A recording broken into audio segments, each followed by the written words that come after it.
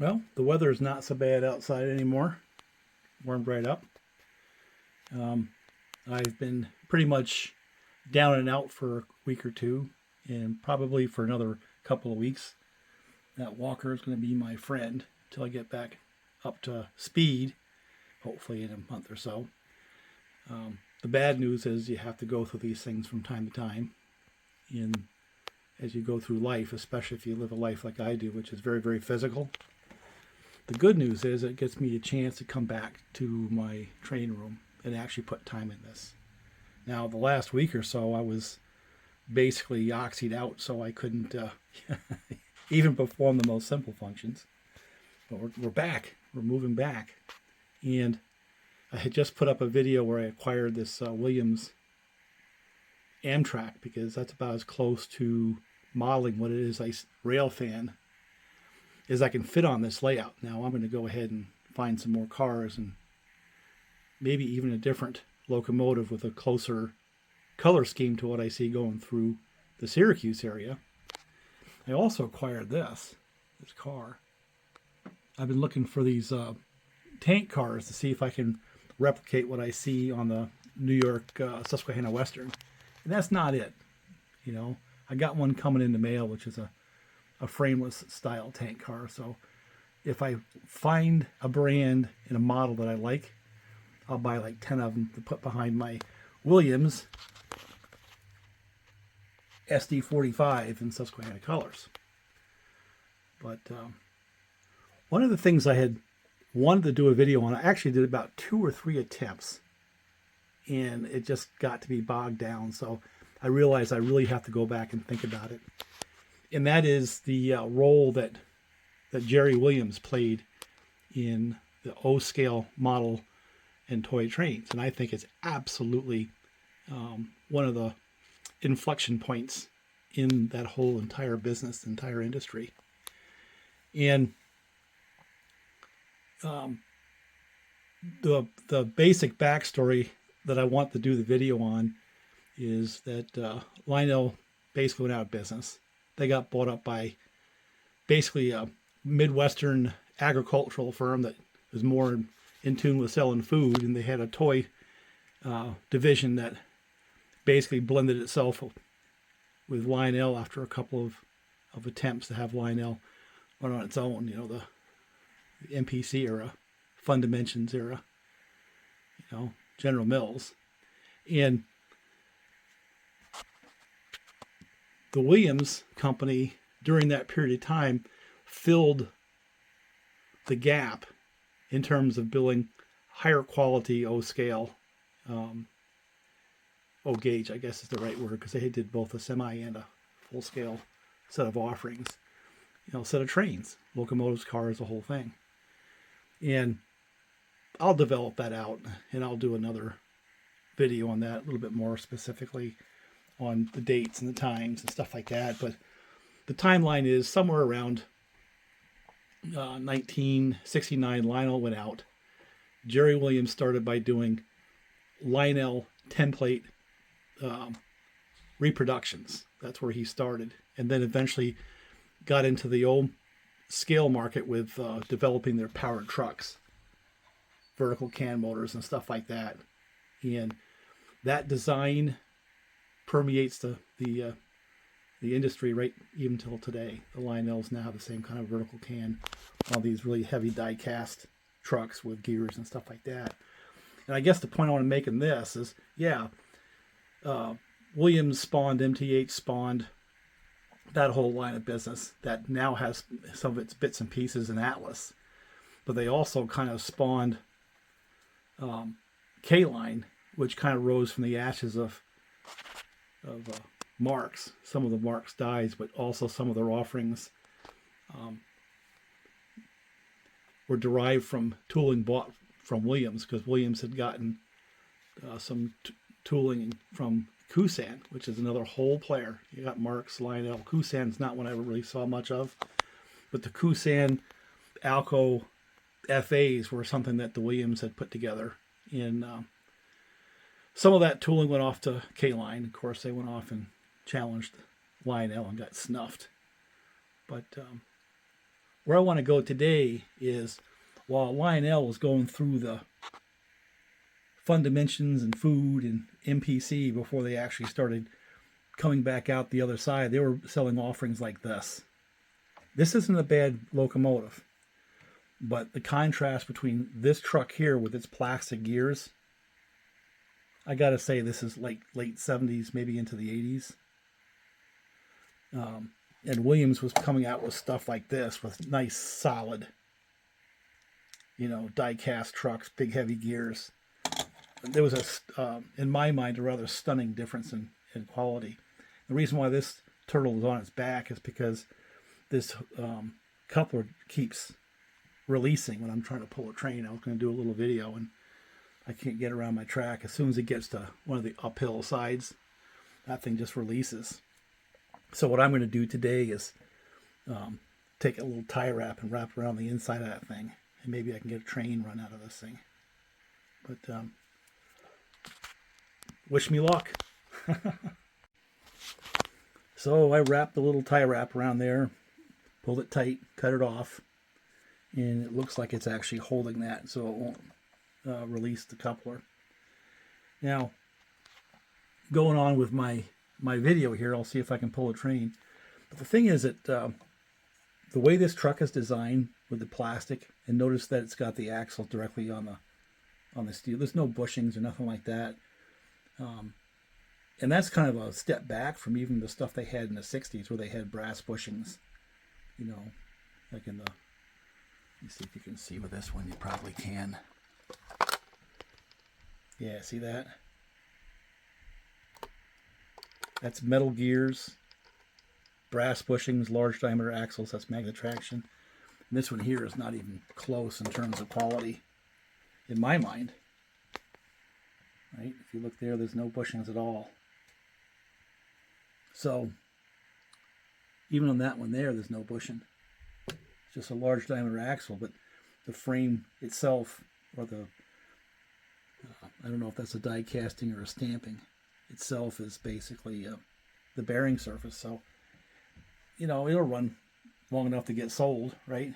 And I'm going to keep this one around because I'm kind of going back to that storyline at some point about how Williams changed the industry, or at least set precedents for the industry that we have now. But this is what Lionel was offering during the same period of time that Williams was, gaining speed, eventually spawned MTH as well. And the reason why I'm going to keep it and not move it down the road is because it's a really nice piece, very clean. It's got some cool noises, but it's very representative of a Lionel during that era. Now, I would not recommend investing a whole lot of money in those Lionels. And again, from the collector perspective, it's not that I want to invest and get a return. It's because I want a piece that represents Lionel during that period of time. And this is a very nice offering for that. That's why I'm keeping it. But anyway, let me see if I can pull a train with it and get back to my storyline.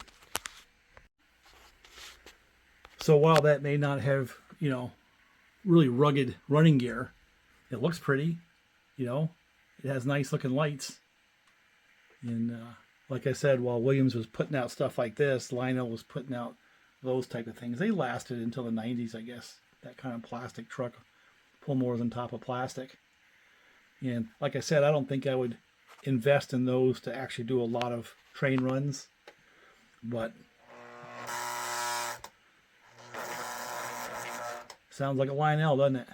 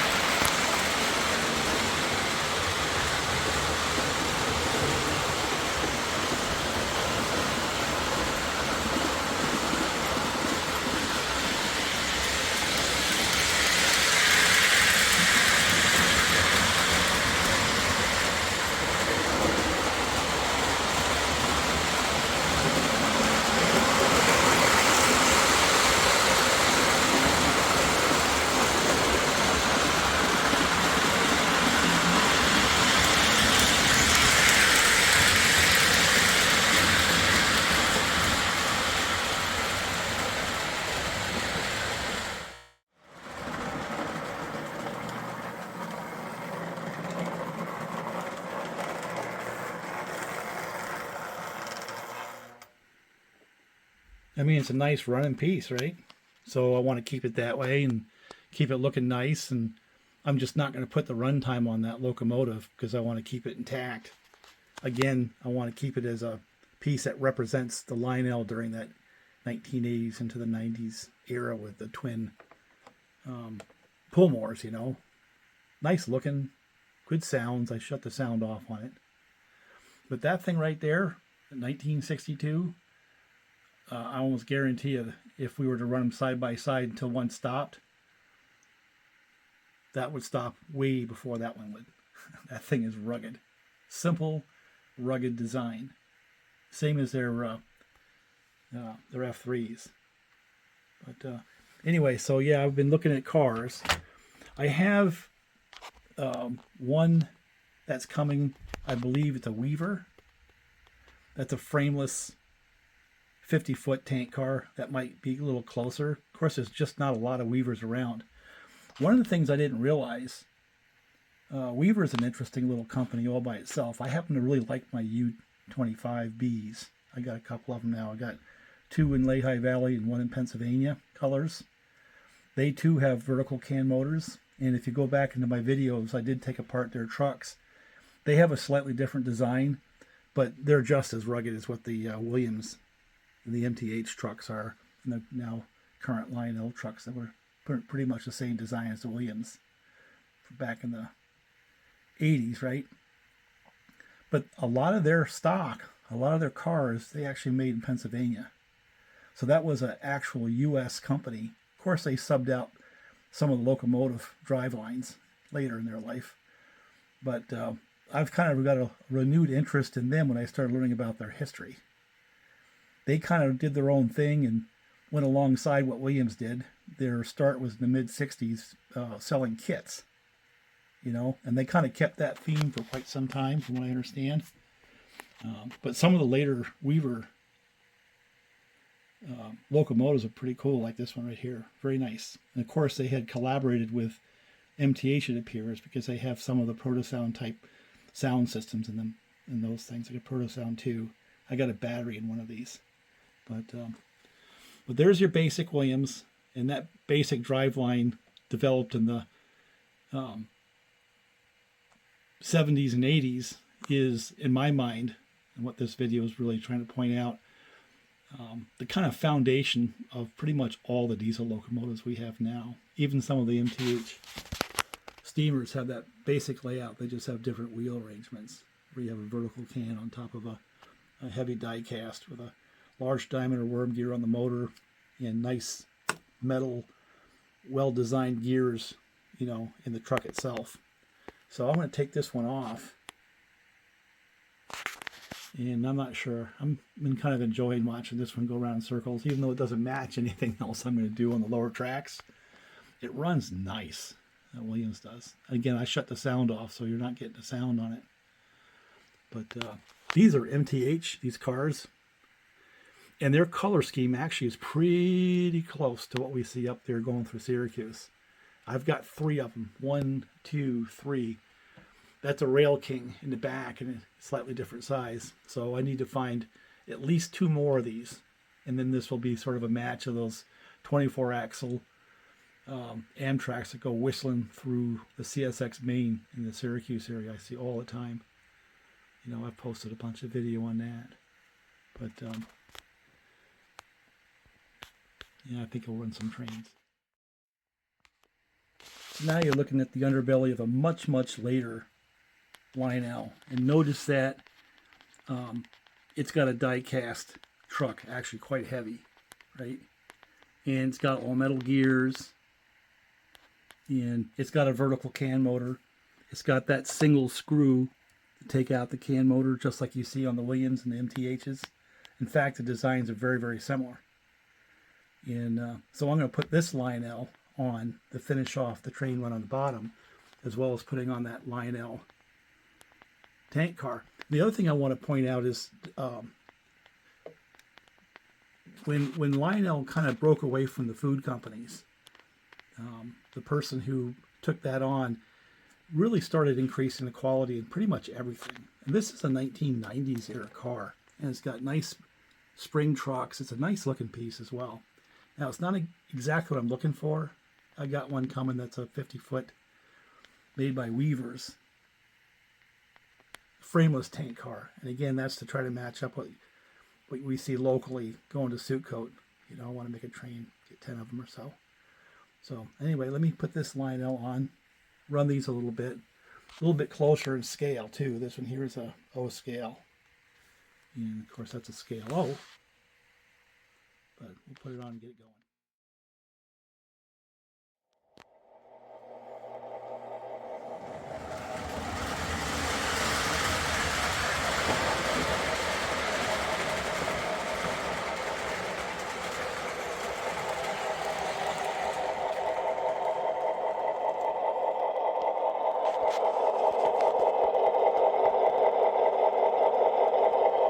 Yeah, it was the car's fault, not the locomotive.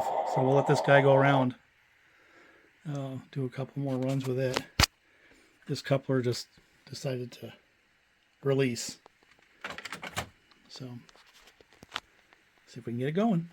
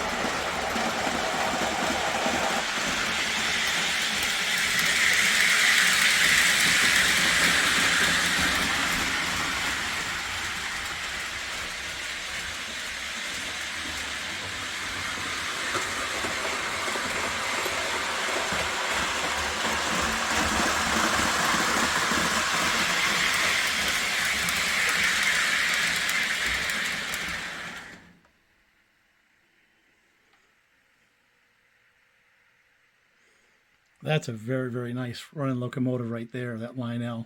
Plus the sounds are pretty cool. Plus the lighting's good, directional lighting and all that stuff. Man, they've come a long, long, long way. So this is what Lionel offers now, and some even nicer than this. You can spend a lot of money on a Lionel. Of course, you got back there, the MTH is still out there. They still make stuff. I don't think they make those anymore. That was their 027 offering. And the Rail King. I think some of their rail king went off to Atlas, right? But one thing, Lionel, they started up in their game with the rolling stock in the 90s. So maybe they had to deal with those goofy pull motors and plastic, gears and all that. But that car right there, I think, is the beginnings of a much better line of rolling stock. The die-cast trucks they had, and yeah, I'm going to have to do something with the coupler it just released. It's got some weight to it, and they did nothing but get better. You know what I'm saying? Now, Williams, on the other hand, again, they started out doing replicas of the tin plate. They went to the O scale, and they had some smaller and some larger. But their claim to fame, in my mind, isn't so much the different shells they put the driveline underneath. It was the driveline itself, which I still think is the foundation of what we have today. That evolution they did back then is basically the same design layout you have here. There's some differences, but the basic concept is the same. And, in kind of a twist of fate, Williams acquired tooling from a company called Kusan, right? Their F7s were derived from that. And they had some offerings, and some of them didn't work out. And Williams ended up selling off some of that Kusan tooling to a company called K-Line, which had acquired the remnants of Marx. And so they were offering sort of a blend of the two different, designs, and eventually made a play in the higher end marketplace. We've got a couple of the K-Lines here, the GG1 and the Trainmaster. Oh, by the way, the Trainmaster, Williams started out with a replica Trainmaster, and when they were swapping out their product line, the Trainmaster ended up over at K-Line. So there was some incestuous type dealings going on between the three companies. The guys all knew each other. And Williams, sadly, in my mind, you think about it, they've been in business since Lionel was out of business. It's a long time. And their fate is to be determined, but they got acquired by Bachmann, as we all know, and Bachmann's not doing much with them. It's a darn shame, because they really have a lot of good stuff. I really don't know the structure of their patents and, copyrights and stuff like that, but Williams really was, I think, the company that pushed us into the modern era in so many ways. And MTH, for their part, they ended up doing tin plate replicas just the same as Williams did. They were a big distributor, and then they took that on, and then they started getting into the so-called modern designs, like in 93, 94 era. And again, the truck designs were pretty much the same as what you see on the Williams. By then, I don't know if the patents had run out, and they may have been using some of the same manufacturing infrastructure, but that basic layout is what I've been kind of harping on. Vertical can on top of really rugged die-cast trucks. MTH took that, still have that in their product line, as Lionel does now, as K-Line did for a while, and as Williams still does. But I don't know where Williams is going to end up.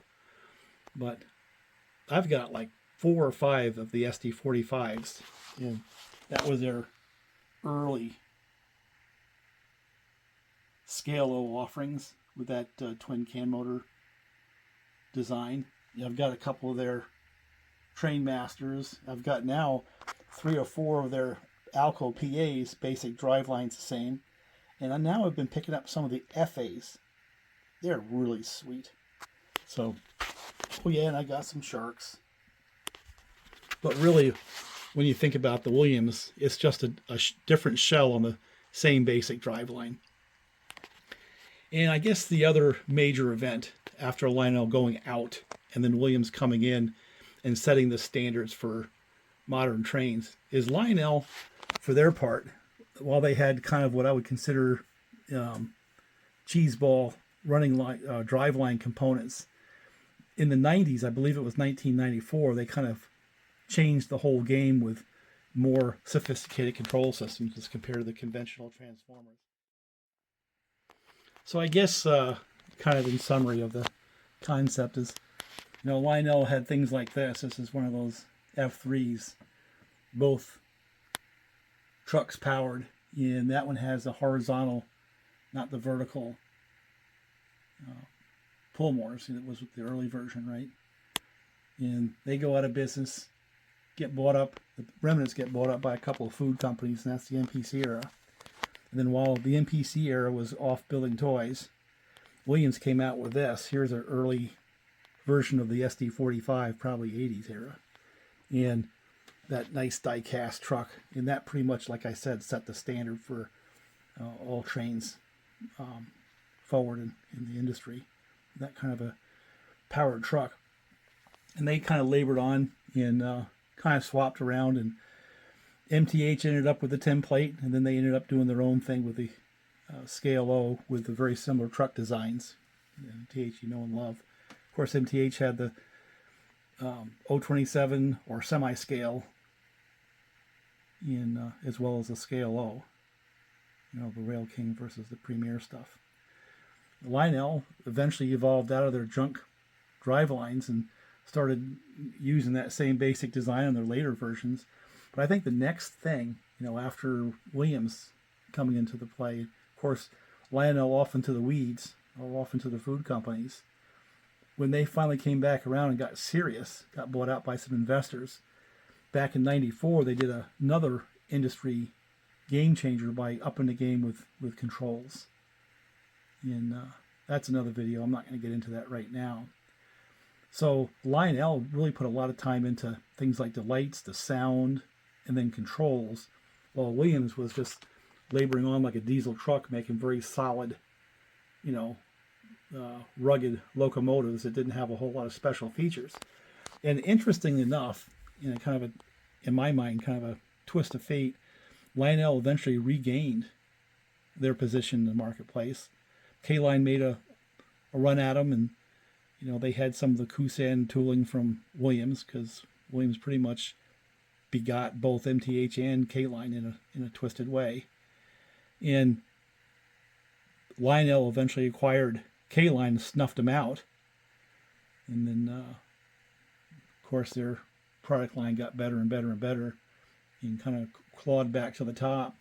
Williams, for their part, were still making the same basic solid drive lines and nice, okay shells. They're not as detailed as like the MTH or the, you know, the higher end Lionels. But Lionel kind of pushed that whole technology, and then MTH took up the race, and the two of them took off with more sophisticated control systems and more sophisticated sound systems.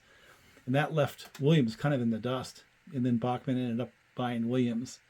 And yeah, they have, you know, the sound cards and stuff like that. And now they're kind of on the ropes. We don't know where they're going to go. It's a sad thing. Yeah, this one here's got all kinds of sound cards and stuff like that, but it's like a day late and a dollar short. Lionel upped the game in the 90s, pushed that technology. MTH followed. And, well, Lionel went out in 1969, but they're strong now.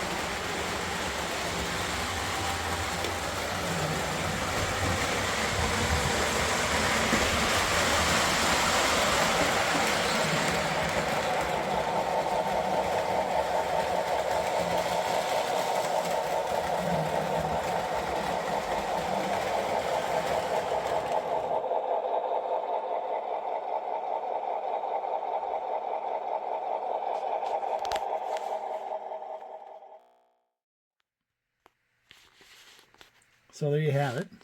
You know, from pinnacle to out of business, back to the top again for Lionel. And then Williams revolutionized, in my mind, or at least set the standards, and then ran for, well, 70s, 80s, 90s, 2000, 2010, almost, what, going on 50 years, and now they're kind of petering out. That's a long time. Lionel's still there. So I'm going to leave it there with this video. I can see my camera's having a hard time trying to figure out how to focus. But I think on my next video, I want to retrace a little bit of the Alcos. You know, I've got the 1950s version.